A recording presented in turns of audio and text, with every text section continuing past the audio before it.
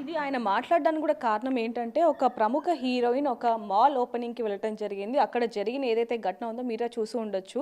తను ఆ విధంగా బట్టలేసుకోవడం వల్ల చుట్టుపక్కల అభిమానులందరూ కూడా తన మీదకి కొంచెం వచ్చేసి ఆ విధంగా చేస్తున్నప్పుడు బట్టలు ఏదైనా ఊడిపోతే ఏంటి పరిస్థితి?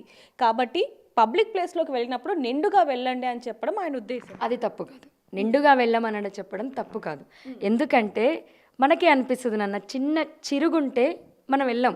ఏదో ఏదో కవర్ చేసుకుంటూ పోతాం. వాళ్ళకి చూపించాలన్న ఉద్దేశం వాస్తవం చెప్పాలంటే.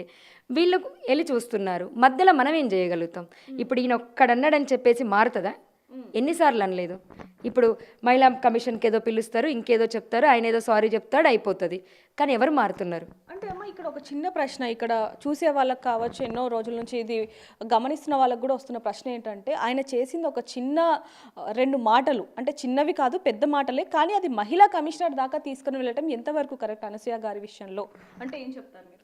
ఖచ్చితంగా కరెక్టే అమ్మ. మహిళా కమిషన్ కాడికి తీసుకెళ్లాల్సింది. ఇంకెవరు కూడా అలా మాట్లాడకూడదు కదా. అది తప్పు ఆయనది, నేను కాదనను. కానీ సొసైటీని అడుగుతున్నాను. అదే మాట సినిమాలలో అంటే క్లాప్స్ కొడతారు, కానీ సెన్సార్ బోర్డుకి ఎందుకు కంప్లైంట్ చేయరు? అది సొసైటీ తప్పు కాదా? అదే మాట అంటే మీరు ఇప్పుడు పోయి మహిళా కమిషన్కి ఇచ్చినట్టు సెన్సార్ బోర్డుకి ఎందుకు ఇవ్వరు? ఎక్కడ జరుగుతుంది పొల్యూషన్ ఒక్కసారి ఆలోచించండి. పొల్యూషన్ ఎక్కడ జరుగుతుంది?